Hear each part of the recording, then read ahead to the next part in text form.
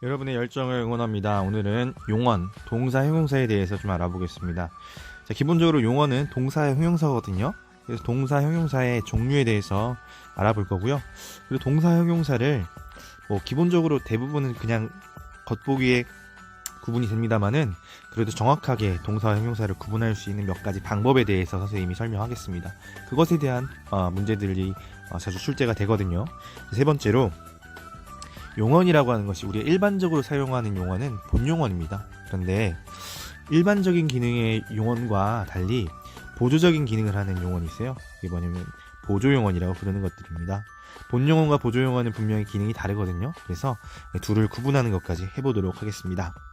자, 먼저 동사, 형용사를 알아보도록 할게요. 용언은요, 기본적으로 문장 내에서 서술의 기능을 해요.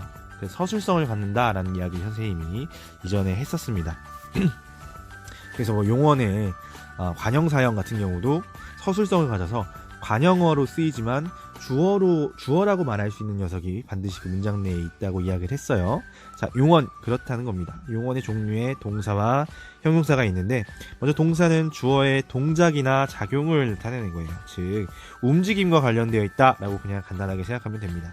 자, 형용사는요, 주어의 성질이나 상태를 나타내는 거예요. 성상 기억해 놓을 필요가 있는데, 주어의 성질이나 상태를 나타내는 말입니다. 그래서 의미상으로 무엇을 의미하는지는 알겠습니다. 그런데 여러분, 좋다라고 하는 단어와 좋아하다라고 하는 단어가 각각 품사가 다른 거 압니까? 좋다는 형용사고요. 좋아하다는 동사입니다. 자, 왜 그런지에 대해서는 이따 자세히 구분을 해보도록 하겠습니다. 자, 먼저 동사의 종류부터 알아볼게요. 동사는 아까 말했다시피 동작이나 작용을 나타내는, 움직임을 나타내는 말입니다. 동사에는 자동사와 타동사가 있는데요. 이 자자와 타자, 여러분 어떤 말인지 이해를 하면, 한자어로서 이해를 하면 이 둘을 구분하는 데 도움이 됩니다. 자자는 스스로 자자를 쓰고요. 타자는 남타자를 써요. 그러니까 자동사는 그 스스로 기능을 할 수 있다는 거예요. 뭐만 있으면 되냐면 주어만 있으면 스스로 기능을 할 수 있는 동사라고 생각하면 됩니다. 반면에 타동사는 주어 말고 뭐도 필요하다? 다른 목적어도 필요하다는 거예요. 목적어가 반드시 필요한 동사를 우리는 타동사라고 부릅니다. 자, 예를 통해서 볼게요. 소크라테스가 죽었다. 여기서는 주어가 뭡니까? 소크라테스예요. 그리고 죽다라고 하는 동사, 그 이외에 다른 문장 성분이 필요하지 않습니다. 자, 마찬가지로 은영이가 학교에 갔다. 자, 은영이는 주어예요. 그렇죠? 갔다는 뭘까요? 동사입니다. 서술어죠. 서술어. 자, 그런데 선생님, 학교에 이거 목적어 아닌가요? 목적어입니까? 목적어에는 반드시 뭐가 붙죠? 목적격 조사 을이 붙게 되어 있어요. 근데 애는 무슨 조사입니까? 그렇죠. 부사격 조사입니다. 자, 부사격 조사가 붙었다는 것은 얘는 뭐라는 거예요? 그렇습니다. 부사어라는 거예요. 부사어가 붙은 것은 타동사로 보지 않습니다. 타동사는 반드시 목적어가 들어가야 된다는 거예요. 그래서 학교에는 부사어이기 때문에 얘를 타동사로 보지 않고 자동사로 본다는 거 여러분 명심을 해야 됩니다. 부속 성분이 오는 것은 자동사입니다.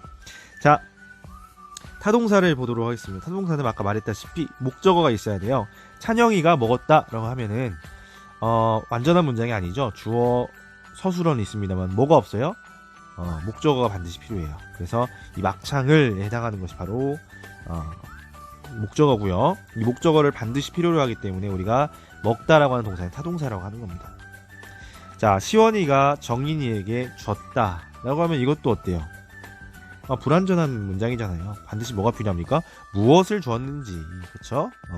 볼펜을 줬다 라는 겁니다. 자, 타동사라고 하는 이유는 동작이 다른 대상, 즉 남에게 영향을 미치기 때문이다 라고 생각을 하면 됩니다. 자, 그러면 혹시 여러분 이 문장에 좀 주목을 해볼까요? 은영이가 학교에 갔다 라고 하는 문장을 은용이가 학교를 갔다 라고 바꿔도 되지 않습니까? 그렇게 될 경우에 갔다는 그럼 자동사일까요? 타동사일까요? 네, 타동사입니다. 그래서 이렇게 자동사로도 쓰이고 타동사로도 함께 쓰이는 동사를 우리 뭐라고 부르냐면 양용동사라고 부른다는 것도 알아두면 되겠습니다. 품사 통용과는 달라요. 품사 통용은 서로 다른 그 품사로 함께 쓰이는 것을 품사 통용이라고 하는데, 이건 동사 내에서 자동사, 타동사 두 가지 용법으로 쓰이는 것을 양용동사라고 한다. 알아두면 되겠습니다. 자, 자동사, 타동사 구분하는 것은 선생님이 그냥 간단하게 보도록 하겠습니다. 자, 산다. 지금 목적어 없으니까 자동사고요. 만나다도 뭐예요? 목적어가 없죠. 그죠? 자, 그리고 또 자동사에 해당하는 게 뭐가 있냐면 목적어 없는 것만 찾으면 돼요. 뭐예요? 걸렸다. 그리고 걸렸다. 이게 바로 자동사가 되겠죠? 그쵸? 이것들이 자동사가 될 겁니다. 그럼 나머지는 뭡니까? 굽는다, 달한다, 켰다. 다 목적어를 갖고 있잖아요. 그죠? 불을 켰다까지. 그래서 타동사입니다. 그런데 자, 두 번째 문장 볼게요. 우리나라 대통령께서 미국의 대통령과 만나셨다도 되지만 대통령을 만나셨다라고 한다면 이건 또 뭐가 되는 거예요? 타동사가 되는 거죠. 그렇기 때문에 이 녀석을 뭐라고 부른다? 양용동사라고 부른다는 겁니다. 양용동사의 하나예요. 자, 그러면 이제 형용사에 대해서 알아볼게요. 형용사는 성상, 성질이나 상태를 나타내는 말이라고 했어요. 그래서 형용사에는 두 가지 종류가 있는데 지시형용사와 성상형용사입니다. 주어를 지시하는 의미를 갖고 있고요. 성상형용사는 성질이나 상태를 나타낸다고 해서 성상이라고 불러요. 그러니까 뭐 사실 대부분의 형용사는 성상형용사라고 보면 됩니다. 자, 예를 통해서 볼게요. 여러분 잘 알고 있는 나태주 시인의 풀꽃입니다. 자, 풀꽃이라고 하는 시의 형용사가 모두 드러나요. 자, 보세요. 자세히 보아야 예쁘다. 예쁘다 뭐예요? 형용사죠. 오래 보아야 사랑스럽다. 이것도 뭘까요? 형용사입니다. 그런데 이 형용사는 지시성을 갖고 있는 것이 아니라 뭐예요? 그 꽃이라고 하는, 풀꽃이라고 하는 주어가 갖고 있는 성질이나 상태를 나타내는 말이기 때문에 성상형용사입니다. 너도 그렇다 라고 하는 것은 너 또한 그러하다라고 하는 지시성. 여러분 이, 그, 저 기억나잖아요. 이런 것들을 우리가 지시성을 갖는다고 이야기를 하는데 그렇다는 지시형용사입니다. 그러니까 사실 지시형용사는 이러하다, 그러하다, 저러하다, 어떠하다만 기억하면 됩니다. 그 이외의 모든 형용사는 성상형용사다라고 기억을 해도 상관없습니다. 자, 됐나요? 자, 그러면 성상형용사 가운데 여러분 주관형용사와 객관형용사라는 것에 대해서도 알아보겠습니다. 이건 좀 심화된 내용이긴 해요. 그러니까 말하는 사람의 태도가 드러나는 거예요. 주관적인 태도, 객관적인 태도죠. 자, 예를 들어서 주관형용사는 주관적인 판단인 거예요. 그리고 객관형용사는 누구나 인정할 만한 사실을 객관형용사라고 합니다. 자, 예를 들어서 좋다 이거는 어때요? 어떤 사람은 좋을 수도 있고 어떤 사람은 싫을 수도 있잖아요. 그래서 이 녀석은 주관형용사로 넣을 수 있고요. 하얗다라고 하는 것은 흰색을 내가 보여주면 여러분 다 하얗다고 생각할 거예요. 그것처럼 객관형용사로 넣을 수 있습니다. 선생님 그런데 주관형용사와 객관형용사를 좀 더 분명하게 구분할 수 있는 방법이 있나요? 있습니다. 한 가지만 알려줄게요. 뒤에 뭐뭐 아하다 라고 하는 어미를 붙여보면 됩니다. 자, 그래서 좋아하다가 가능하죠. 뭐뭐 아하다 라고 하는 것은 어떤 화자의 태도가 드러나는 거예요. 태도가 드러나는 어미입니다. 그래서 좋아하다 하면 이게 되면은 주관형용사. 하예하다는 안 되죠. 하야하다는 안 되잖아요. 그죠? 그래서 이것은 객관형용사. 아하다를 붙여서 되면 그러니까 주관형용사고요. 안 되면 객관형용사다라고 하면 이해하면 되겠습니다. 자, 사실 주관형용사, 객관형용사를 물어보는 어떤 그런 문제는 사실 잘 출제하진 않습니다. 그러니까 추가적으로 알아둔다라고만 생각하면 되겠습니다. 자, 이거는 그냥 확인만 할게요. 여러분 멈춰두고 한번 확인만 하세요. 자, 그다음 동사와 이제 형용사를 구분하는 방법에 대해서 알아봐야 돼요. 아까 좋다와 좋아하다 이거 각각 형용사와 동사라고 했는데 이 둘을 어떻게 구분하는지에 대해서 알아보도록 하겠습니다. 자, 동사와 형용사를 구분하는 방법은 사실 굉장히 많습니다. 근데 선생님이 여러분에게 알려줄 것은 딱 두 가지. 이 두 가지만 알아도 동사, 형용사를 구분하는 데는 큰 문제가 없습니다. 첫 번째는 뭐냐면요. 선어말어미 는이에요. 는은 뭐의 선어말어미인지는 알죠? 그렇죠. 현재를 나타내는 말이에요. 그리고 명령, 청유형 어미를 붙여보자는 거예요. 자, 그래서 동사 같은 경우는 자, 선어말어미 는을 넣어보겠습니다. 가다가 대표적인 동사인데 가는구나 되죠. 그죠? 가는구나 됩니다. 반면에 형용사 예쁘다 대표적인 형용사인데 예쁘는구나 됩니까? 안 됩니까? 안 돼요. 자, 동사에는 현재형 선어말어미 는이 붙을 수 있는데 형용사에는 붙을 수 없다는 겁니다. 그래서 여러분 만약에 용언이 나왔다. 이거 동사 형용사를 구분해야 한다. 그러면 감탄형 어미 는구나를 붙여보세요. 되면 동사고 안 되면 형용사입니다. 대체로 그래요. 그래서 좋다, 좋아하다도 이걸로 구분해보자면 좋는구나 안 되죠. 그죠? 그러니까 뭐예요? 형용사죠. 하지만 좋아하는구나는 되죠. 되면 뭐라고 했어요? 동사입니다. 이런 식으로 구분이 가능하다는 거예요.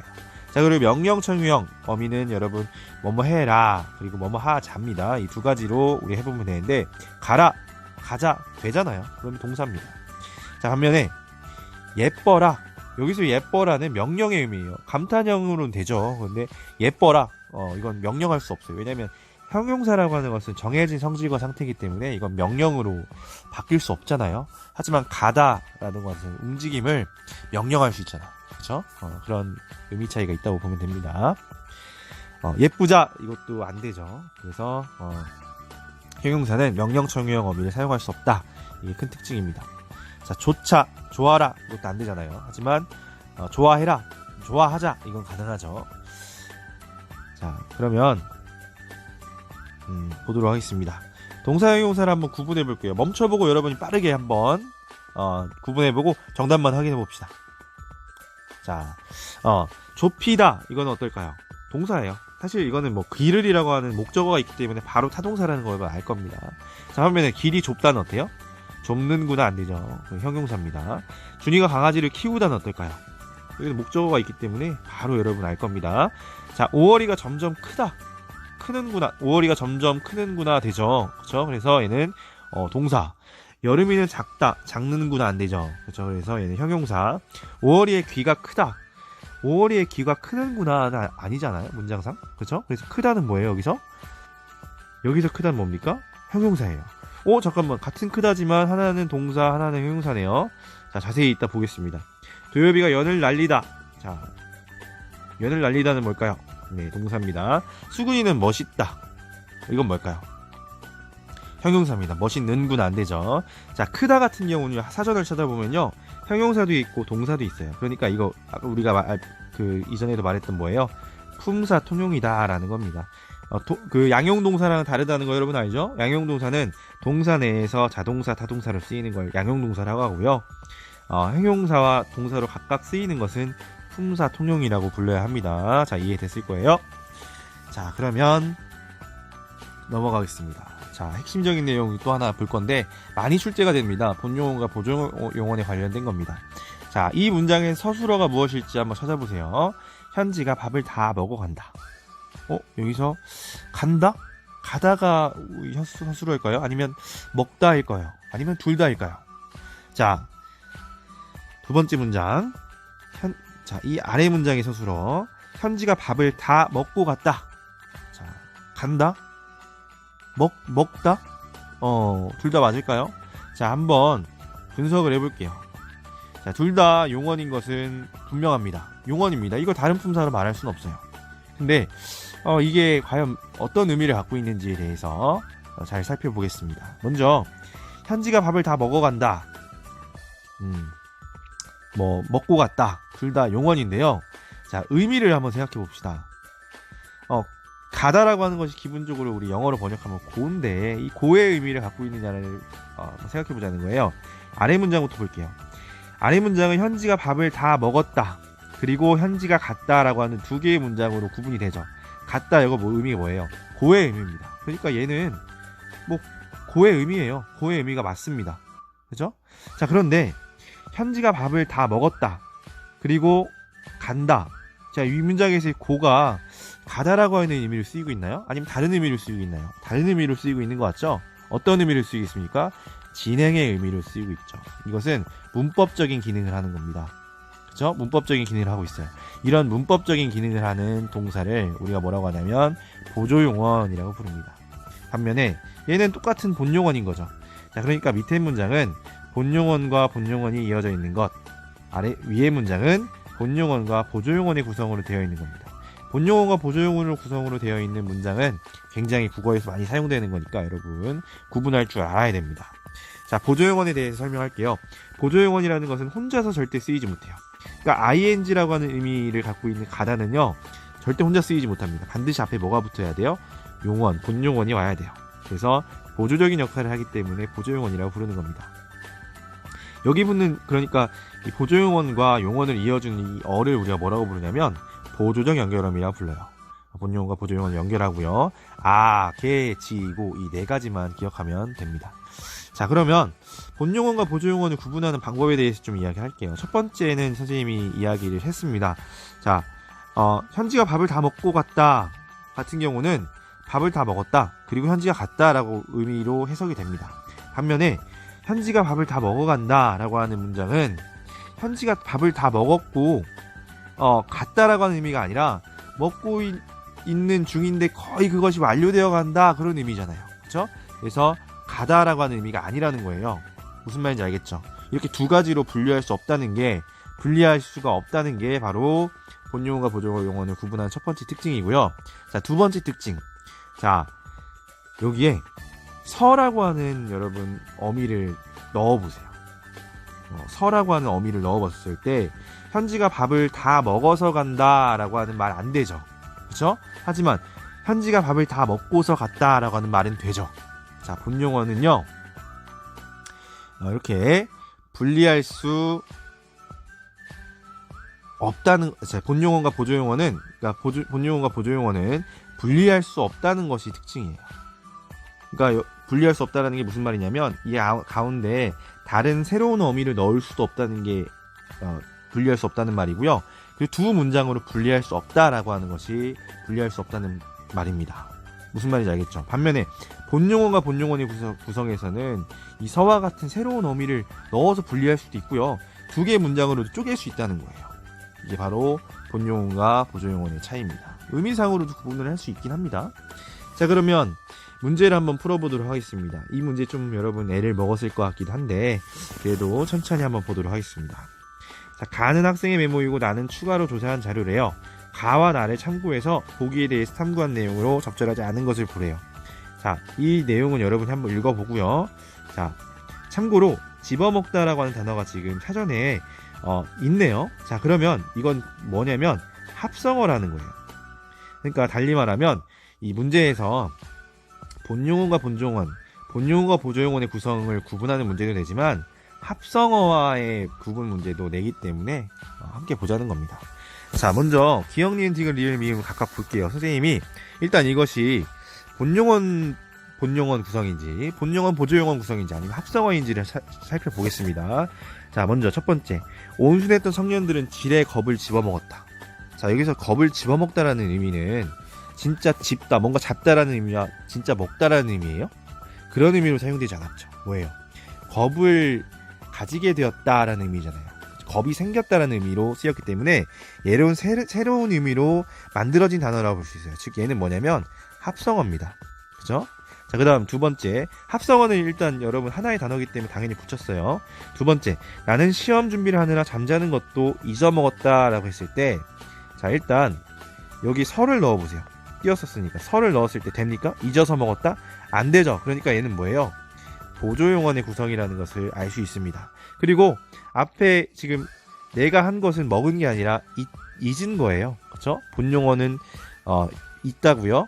먹다라고 하는 것은 그것을 도와주는 문법적 기능을 하는 보조용어인 겁니다.